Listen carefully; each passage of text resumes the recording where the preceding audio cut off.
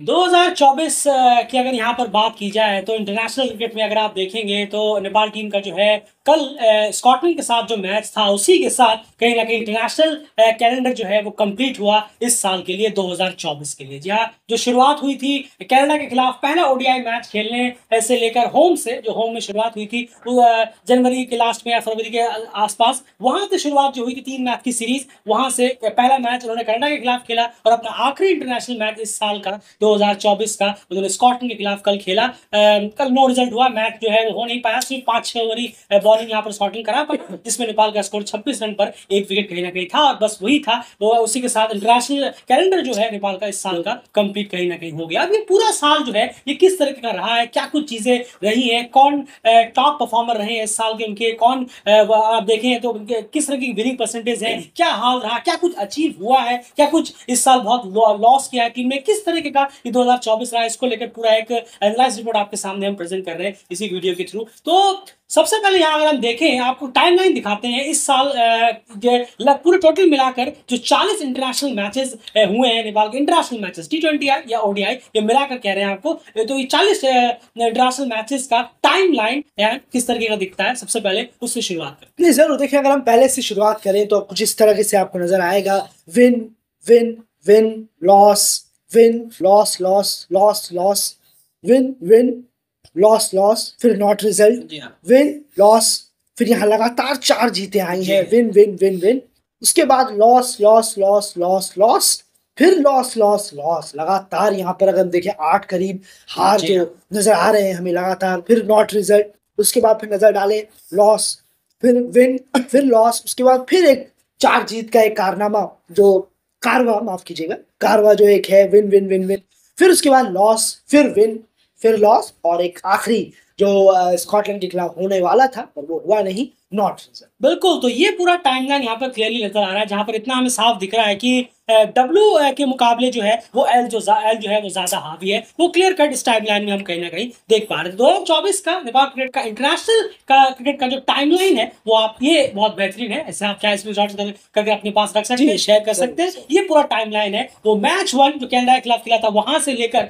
कल स्कॉटलैंड के मैच तक, ये पूरा का पूरा इंटरनेशनल का टाइमलाइन जो आप स्क्रीन पर इस वक्त देख रहे हैं। चलिए अब सिर्फ टाइमलाइन की बात नहीं है, आगे थोड़ा बढ़ते हैं और आपको डीपली समझाने की कोशिश करते हैं। अब इस साल पूरे नंबर से जानते हैं। इस साल अगर आप देखेंगे तो टोटल 40 मैचेस कहीं ना कहीं इंटरनेशनल मैचेस नेपाल के यहाँ पर हुए T20 ओडीआई मिलाकर, जिसमें से 17 में उन्हें जीत मिली है, 20 में उन्हें हार मिली है और 3 नॉट रिजल्ट रहे हैं, जो कि एक नॉट रिजल्ट कल भी हमें देखने को मिला। 3 नॉट रिजल्ट रहे और विनिंग परसेंटेज यहाँ हो जाता है 46% का। जी हाँ, हमने नॉट रिजल्ट के 3 मैचेस काट दिए, तो हमने 37 में जोड़ा 17 को, तो डेफिनेटली यहाँ पर जो डिवाइड करने के बाद जो कैलकुलेशन निकल कर आई है वो है 46%, यानी 50% विन रेशियो भी नेपाल का 2024 में नहीं रहा। तो नो डाउट कि 2023 के मुकाबले 2024 बहुत ही ज्यादा खराब गया है, अगर आप अभी तक हम सिर्फ विनिंग परसेंटेज की बात कर रहे हैं। अब उसके बाद यहाँ पर इस गाड़ी को आगे बढ़ाते हैं। अब कुछ अचीवमेंट अगर आप देखेंगे इस साल जो उन्हें क्या कुछ खेलना था, देखिए सबसे पहले वो 2023 में वो जिन जिन चीजों के लिए क्वालिफाई उन्होंने किया था वो सब चीजें उन्हें यहाँ पर खेलने को मिली है। एससी प्रीमियर कप वो खेले, एससी प्रीमियर कप की बात करें, लेकिन वहां पर वो क्रैक नहीं कर पाए, वो सेमीफाइनल में ही कहीं ना कहीं यूएई से हारे। उसके बाद थर्ड प्लेस मैच उन्हें मिला, वो भी वो हांगकांग से हारते हुए। एससी प्रीमियर कप भी बहुत ही ज्यादा डिसअपॉइंटिंग है, 3-4 अपने से लोअर रैंक की टीमों को उन्होंने मात दी थी, उसके अलावा कुछ खासा रहा नहीं उस पूरे एससी प्रीमियर कप में। जहां जरूरत थी सेमीफाइनल या फिर थर्ड प्लेस, वो भी वहां पर नहीं क्रैक कर पाए, तो एक बड़ा फेलियर वहां पर नजर आया एससी प्रीमियर कप के रूप में। और उससे सीधा सीधा ये जाता है कि इमर्जिंग एशिया कप में टीम क्वालिफाई नहीं कर पाई, तो वो एक टूर्नामेंट भी लॉस हो गया। तो यहाँ पर 2 लॉस इवेंट्स के मुकाबले पे यहाँ में देखने को मिले। उसके बाद एंड नेक्स्ट जो इवेंट गया वो T20 वर्ल्ड कप में। बिल्कुल, आप देखिए जिस तरीके का परफॉर्मेंस वहां रहा, काफी करीब पहुंचे, बॉलर्स का बहुत करीब उन्होंने पहुंचाया, इतना अच्छा रोका, लेकिन फिर बल्लेबाजों ने जो एक कसर पूरी कर दी वहां पर, खराब परफॉर्मेंस की, फिर वो बहुत है, लेकिन बहुत डिसअपॉइंटिंग आउटिंग रहा। इतना स्लो और इतना लो टोटल्स जो वहाँ थे, 2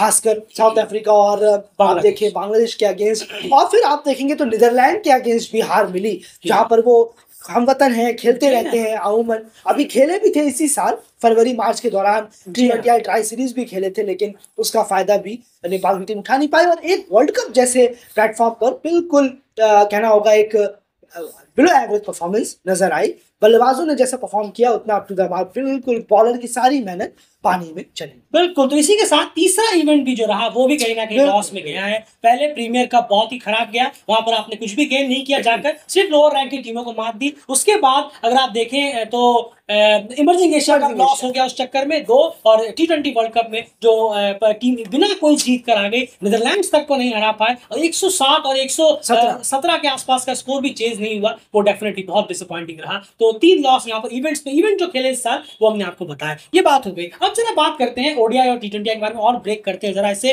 अब परफॉर्मेंस वाइज बात करें, देखिए अवे की और होम की जो लिस्ट है वो क्या कहती है। सबसे पहले अवे से शुरुआत करते हैं। अवे में यानी घर से बाहर इस साल ओडीआई में टीम ने 8 मैच खेले, 5 हारे, 1 जीते और 2 नॉट रिजल्ट यहाँ पर रहा। ओडीआई में हम यहाँ पर बात कर रहे हैं, तो देखिए आप अवे का जो हाल है वो कितना ज्यादा खराब रहा है इस साल। और ये क्लियरली है, अवे में टीम जो है वो हमेशा एक्सपोज हुई है, ये आज की बात नहीं है। आप 2022 और 2023 में भी अगर आप देखेंगे तो घर में बहुत ज्यादा मैचेस उनके थे, लेकिन बहुत ज्यादा, इससे ज्यादा जीत थी जब वो यूएई गए थे, जहां पर 4 में 3 मैच जीते थे। लेकिन इस साल तो और ज्यादा बेहाल यहाँ पर नजर आई है टीम अवे में, जहां पर 8 में से सिर्फ 1 में जीत मिली, और वो एक जीत जो आई थी अभी स्कॉटलैंड के खिलाफ, जो आपने देखा अभी 5 विकेट से टीम जीती थी, वही जीत कहीं ना कहीं ये निकल कर आई थी। तो उसके बाद यहीं पर अगर T20 में बात करें तो 20 उन्होंने खेले, 10 में उन्हें जीत मिली, 9 में हार मिली और 1 नॉट रिजल्ट रहा। यहाँ 50% विनिंग परसेंटेज जो है वो आप कह सकते हैं 50% रहा। लेकिन क्रूशियल मोमेंट पर वो जो 9 हार है, वो 9 हार इन 10 जीतों पे बहुत ज्यादा। आप खुद से पूछिए कि क्या वो 9 हार हावी नहीं, वो 9 हार कौन से हैं? यूएई के खिलाफ सेमीफाइनल हारना प्रीमियर कप का, हांगकांग के खिलाफ 3rd प्लेस मैच हारना जिससे आप इमर्जिंग एशिया कप खो गए, 107 साउथ अफ्रीका के खिलाफ हार जाना, 117 बांग्लादेश के खिलाफ हार जाना, नीदरलैंड्स के खिलाफ वो मैच हार जाना, जो कि जिससे आप कितना ज्यादा क्रिकेट खेलते रहते हैं, T20 सीरीज भी खेली। तो आप खुद सोच कर देखिए कि उन 9 हारों में ज्यादा पेन है जब बजाय उन 10 जीत के खुशियों में, जिसमें से 4-5 जीत मेरे ख्याल से एक तो हांगकांग के खिलाफ, PNG के खिलाफ आई थी शायद, हांगकांग के खिलाफ, और 4 जीत प्रीमियर कप की जो टीमें थी वगैरह उनके खिलाफ यहाँ पर आई थी। तो अपने आप में ही आप ये समझ सकते हैं कि वो 9 हार ज्यादा खराब रही है नेपाल के लिए बजाय उन 10 जीतों के। तो ये अवे में हाल है इस साल का, जो रिकॉर्ड हमने आपके सामने रखा। अवे में ओडीआई में और T20 में दोनों में हमें काफी खराब देखने को मिला, लेकिन T20 में थोड़ा सा बेटर रहा, लेकिन जहां पर जरूरत थी वहां पर वो विंस निकल कर नहीं आई। एंड अब इसी लिस्ट को होम की तरफ लेकर चलते हैं। जरूर, अगर होम की बात करें तो ओडीआई में होम में 7 गेम नेपाल ने खेले, 7 मैचेस, 4 में जीत मिली, 3 में हार मिली है, यहाँ पर भी 50% से ऊपर। लेकिन घर में नेपाल का जो 2023 में रिकॉर्ड था वो 2024 में टैंक लगा है आकर, क्योंकि ये हम ओडीआई की बात कर रहे हैं, और ओडीआई 4 में से 3 जीत जो है वो कनाडा के खिलाफ है, बायलैटरल सीरीज जो घर में हुई। बिल्कुल सही। तो उसके बाद ओडीआई वर्ल्ड क्रिकेट लीग 2 जुड़ जाता है उसमें, तो वो तो बहुत इंपॉर्टेंट था। कंपैरिजन ही नहीं है वर्ल्ड क्रिकेट लीग 2 का, किसी बायलैटरल ओडीआई से कोई कंपेयर हो ही नहीं सकता, जब तक कि वो बायलैटरल ओडीआई किसी बड़े फुल मेंबर के खिलाफ ना हो, वो अलग केस है। तो वहीं पर T20 में अगर नजर डालें क्या होम का रिकॉर्ड है इस साल, तो 5 T20 खेले हैं नेपाल ने घर में, 2 में जीत मिली है और 3 में हार मिली है। घर का हाल भी तो बहुत ज्यादा अच्छा नहीं। बिल्कुल सही कहा आपने, घर का होम जो हमें देखने को मिला था 2023 में एक किला टाइप का, वो भी कहीं ना कहीं थोड़ा बहुत सेंध मारता हुआ नजर जरूर आया है। अगर आप देखेंगे जो 5 मैच जो खेले मेरे ख्याल से वो ट्राई नेशन सीरीज उसी में खेले थे, उसमें से सिर्फ 2 में उन्हें जीत मिली थी और 3 में हार मिली थी। तो घर में अगर आप टोटल कर ले तो 7-5-12 मैचेस टोटल ओडीआई में मिलाकर उन्हें घर में खेले, जिनमें 6 में उन्हें जीत मिली, यानी 50% विनिंग परसेंटेज है इस साल घर में भी नेपाल का। तो डेफिनेटली अपने आप में 2023 के मुकाबले बहुत ज्यादा गिरा है होम में भी परफॉर्मेंस, और अवे में तो कहानी पूरी आप सब पहले से ही जानते हैं और हमने अभी आपके सामने प्रेजेंट किया। चलिए ये बात होगी टीम परफॉर्मेंस की। अब जरा इंडिविजुअल परफॉर्मेंस की यहाँ बात करते हैं। सबसे पहले जानते हैं कि ओडीआई में इस साल टॉप 2 रन करने वाले नेपाल के बैट्समैन कौन कौन से हैं। ये आपके लिस्ट में जिन्होंने टॉप 2 सबसे ज्यादा रन किए इस साल ओडीआई में नेपाल के लिए,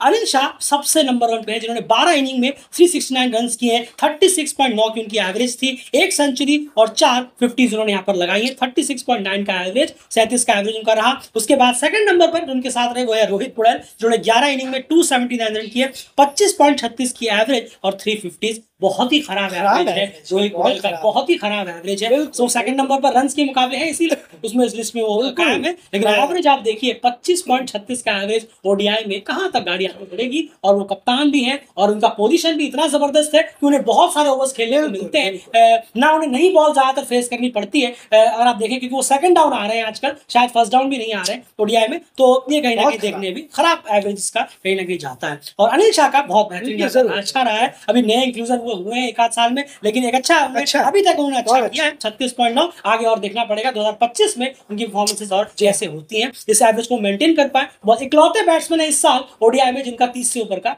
एवरेज है नेपाल के लिए। उसके बाद इसी को आप शिफ्ट करते हैं T20 आई में। इस साल T20 आई में नेपाल के लिए टॉप 2 स्कोरर्स कौन से? जरूर अगर हम बात करें तो यहाँ पर रोहित पटेल है सबसे ज्यादा रन बनाने के मामले में नेपाल के लिए।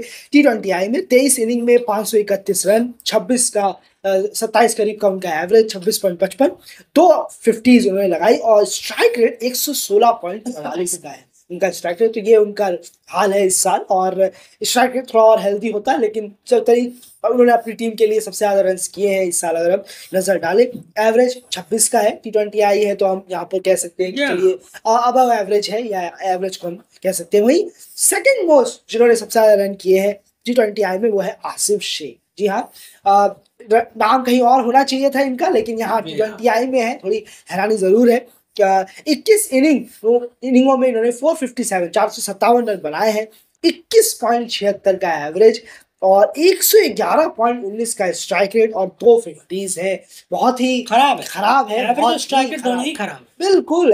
स्ट्राइक रेट 140 करीब का होना चाहिए और कम से कम एवरेज भी आप 28, 29, 30 तक का लेकर जाए तो बहुत बेहतर था। लेकिन इस साल खत्म हुआ, यही परफॉर्मेंस रहा और इसलिए हमें बैटिंग से टीम का हाल कुछ खासा नजर नहीं। बिल्कुल सही कहा आपने। आप एवरेजेस देखिए बैट्समैनों के, रोहित पटेल के ओडीआई में 25-26 का बैटिंग एवरेज है, आसिफ ने यहाँ पर ओपनिंग कर दी में सिर्फ 21 का एवरेज है, रोहित का T20 आई में 26 का एवरेज है, रन उन्होंने 500 से ऊपर जरूर किए लेकिन एवरेज बहुत कम रहा है 26 का। एक अनिल शाह है जिनका एवरेज देखने लायक था, तो 36.9 की हम बात कर रहे थे। अनिल शाह, आसिफ शेख और रोहित पटेल, इन तीनों ने ही दोनों फॉर्मेट मिलाकर T20 आई ओडीआई मिलाकर इस साल नेपाल के सबसे ज्यादा रन किए हैं। आसिफ अभी 3rd नंबर पर है ओडीआई में, रोहित के बाद आसिफ का ही नाम आने वाला था, अनिल, रोहित और आसिफ ये टॉप 3 थे। और यहाँ पर भी हमें रोहित और जो है आसिफ जो है वो दिखे T20 आई में। तो ये हाल कहीं ना कहीं रहा है, एवरेज वगैरह जो आपके सामने हमने प्रेजेंट किया। अब ओवरऑल की बात करते हैं, T20 ओडीआई मिलाकर यानी इस साल नेपाल के इंटरनेशनल क्रिकेट में सबसे ज्यादा रन और सबसे ज्यादा विकेट्स किसने निकाले हैं, चलिए आपको इस लिस्ट के बारे में जानकारी दें। सबसे पहले यहाँ पर देखें तो रन जो है वो नो डाउट रोहित पटेल ने किए। रोहित पटेल नेपाल के लिए इस साल इंटरनेशनल में सबसे ज्यादा रन मारने वाले प्लेयर हो जाते हैं। 34 इनिंग में 810 रन, 26 की एवरेज, 100 की स्ट्राइक रेट, 5 50s, 96 का हाईएस्ट स्कोर, 67 चौके, 28 छक्के और 3 बार वो अनबीटन रहे हैं। ये नंबर्स आप कह सकते हैं कि बहुत ही ज्यादा बिलो एवरेज नंबर। आप देखिए 34 इनिंग्स इस साल खेलने के बावजूद भी उनकी 1000 रन भी नहीं है, या किसी प्लेयर के 1000 रन भी नहीं है, बहुत खराब है। 26 का सिर्फ उनका एवरेज रहा है, स्ट्राइक रेट सिर्फ 100 का रहा है और 96 का एक हाईएस्ट स्कोर जो अभी हमें देखने को मिला कुछ वक्त पहले, और बाकी सब ये आपके सामने नंबर्स हैं। तो 34 मैचों में 810 रन बहुत ही कम हो जाते हैं। जिस तरह का क्रिकेट आज में देखने को मिलता है इंटरनेशनल क्रिकेट में बहुत ही कम है। और जी हाँ, नहीं जरूर सही कहा है आपने, आप इंटरनेशनल प्लेयर्स हैं और इस बार नए भी नहीं है, काफी टाइम हो गया है। बिल्कुल, तो इस बात को ध्यान जरूर रखना चाहिए कि ये तो जब आप पुराने होते चले जाते हैं तब एवरेज गिरना शुरू हो जाता है किसी भी प्लेयर का, अगर हम देखें। लेकिन यहाँ तो पहले से ही कहें तो थोड़ा सा एवरेज जो है वो काफी कम है। लेकिन उम्मीद करेंगे कि नेक्स्ट ईयर उनके लिए अच्छा हो, रन्स करे, टीम के लिए भी करे, पर ये एवरेज से उठना हम चाहेंगे कि वो भी चाहेंगे और डेली क्रिकेट भी चाहेगा कि जहां अगले साल लेकर बैठे तो ये एवरेज से बहुत आगे वो पहुंच जाए। बिल्कुल, ये बात हो गई बैटिंग डिपार्टमेंट। अब जरा बॉलिंग की बात करते हैं। इंटरनेशनल विकेट्स इस साल नेपाल के लिए सबसे ज्यादा किस बॉलर ने लिए हैं ओडीआई T20 मिलाकर अगर आप देखें तो 30 इनिंग्स यहाँ पर सोमपाल कामी है। जी हाँ, सोमपाल कामी है इस लिस्ट में। 30 इनिंग उन्होंने खेली है, बॉलिंग में कराई है, उन्होंने 30 बार बॉलिंग कराई है यहाँ पर अलग अलग मैचेस में। 135 के आसपास उन्होंने ओवर्स डाले हैं, 32 विकेट यहाँ पर लिए हैं, 6.34 की इकॉनमी रही है, 5 यहाँ पर मेडल रहे हैं और 25.34 का स्ट्राइक रेट रहा है और 3.27 उनका बेस्ट बॉलिंग फिगर यहाँ पे अरे जरूर तारीफ करनी होगी। 10 साल से ऊपर और कितने सालों से ऊपर उन्हें हो गए, लेकिन जो फिटनेस है उनकी कमाल है। 135 फील्ड में भी उतने ही चुस्त और बहुत ज्यादा, वाकई जो बाउंड्री लाइन पे फील्डिंग करते हैं इसलिए इसकी तारीफ जरूर बनती है उनकी। कि इस एज में इस तरीके की इस साल stamina- 135 ओवर डाले हैं उन्होंने इस एज में कमाल आकर है, इतने टाइम खेलने के बाद भी। हेड्स ऑफ, बहुत अच्छे। ये तो चाहिए बॉलर के अंदर कि बॉलर का कई सारे यंग बॉलर में नहीं होता, ये नहीं होता है, 20-21 साल के लड़के बहुत आप अच्छा, करा लीजिए, बहुत एक साल में अच्छा। 135 ओवर नहीं डालेंगे उनसे, बहुत और excellent। डालेंगे भी तो 80-90 ओवर बाद तो शायद इंजर्ड होकर बाहर बैठे होंगे। एक्सीलेंट, फिटनेस की दाद देनी पड़ेगी यहाँ पर सोमपाल कामी का। आपने बिल्कुल सही पॉइंट यहाँ पर उठाया। चलिए उसके बाद विकेट्स की यहाँ बात करें, थोड़े बहुत और ज्यादा विकेट्स होने चाहिए थे, एक्सपीरियंस उनका है, डेफिनेटली हम चाहते हैं यहाँ पर कम से कम 40 से ऊपर करीब विकेट्स यहाँ होते तो और थोड़ा बेटर रहता। इकॉनमी चलिए ठीक है, 6 पॉइंट, पेसर्स हैं, नई बॉल से कराते हैं, पावर प्ले इन रहता है, और T20 में भी तो सबसे ठीक ठाक स्ट्राइक रेट भी अच्छा है 25.34, बस थोड़े विकेट्स और 40 के आसपास करीब टच होता और रहता। लेकिन जैसे आपने कहा कि 135 ओवर उन्होंने डाले हैं इस एज में आकर, और जिस तरह की उनकी फिटनेस रहती है, फील्डिंग में वो पूरे 50 ओवर करते हैं। ये नहीं कि 4 ओवर डाले फिर जाकर पैरों में कुछ स्ट्रेन होकर जाकर बाहर बैठ गए। आप भी जानते हैं फुल मेंबर्स के 60-70% जो बॉलर्स हैं वो यही ड्रामा करते हैं, 4-5 ओवर डाले, बाहर चले, एक विकेट ले लिया तो कप्तान के सामने बड़े हीरो बन गए, अरे स्ट्रेन हो गया मेरा, बाहर जाकर 15-20 ओवर बैठकर केला वेला खाकर वही बैठकर मैच का मजा ले रहे हैं। लेकिन वो हमें सोमपाल को देखने को नहीं मिलता, इसीलिए हमने यहाँ पर सोमपाल की तारीफ की, उनकी फिटनेस की दाद देनी पड़ेगी।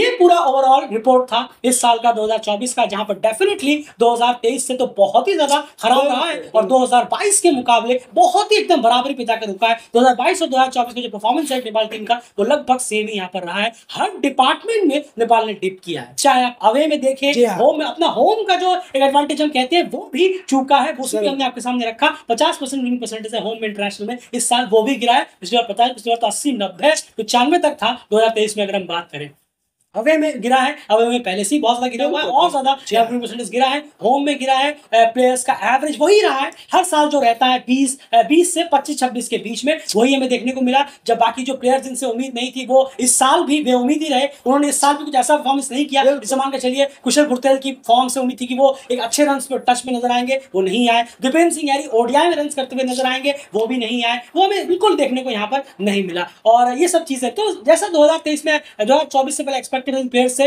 जिनसे उम्मीद थी वो भी उम्मीद पर अब तक खड़े नहीं उतर पाए। तो ओवरऑल 2024 जो है वो नेपाल क्रिकेट में अगर आप बात करें तो बहुत ही ज्यादा खराब गया है। कुछ भी ऐसा यादगार परफॉर्मेंस यहाँ पर नहीं रही जिसको कोई ऐसी जीत नहीं रही जिसके बारे में लेकर यहाँ पर बात की जाए। एक मेमोरेबल जीत यहाँ पर जरूर लेकर निकल कर आई, या फिर कुछ बेहतरीन था। बस एक ही चीज रही कि 10 साल बाद वो T20 वर्ल्ड कप खेलने के लिए गए थे, वही एक बहुत बड़ी अचीवमेंट थी। बस कि 10 साल डिकेड के बाद वो T20 वर्ल्ड कप खेलने गए, उसके अलावा एज अ गेम कुछ भी अचीवमेंट यहाँ पर हमें देखने को नहीं मिला। फिलहाल इस वीडियो में इतना ही। बायलैटरल सीरीज नॉर्मल जीतना पहले भी आपसे कह चुके हैं, बायलैटरल सीरीज जीतना कोई बात नहीं, आपको क्वालिफायर में क्रिकेट वर्ल्ड कप लीग 2 में मेन इवेंट्स पर यहां परफॉर्मेंस करने की जरूरत है। अगर आप स्ट्रॉन्ग टीम है तो आप यहां परफॉर्मेंस करेंगे, अगर आप एवरेज या मीडियोकर टीम है तो आप बायलैटरल सीरीज जीतते रहेंगे। यही सबसे बड़ा स्टेटमेंट दिल क्रिकेट देना चाहेगा। फिलहाल इस वीडियो में इतना ही, यही पूरी रिपोर्ट थी। आप मेरा कमेंट बॉक्स में जरूर रखिए आप नेपाल के 2024 के इस पूरे परफॉर्मेंस रिपोर्ट को आउट ऑफ 10 कितने मार्क्स देना चाहिए नेपाल क्रिकेट को, आउट ऑफ 10 कितने नंबर देंगे इस साल की परफॉर्मेंस के लिए। ज्यादा से ज्यादा कमेंट करिए और दिल्ली क्रिकेट चैनल को सब्सक्राइब करिए, बने रहिए दिल्ली क्रिकेट के साथ। बाय।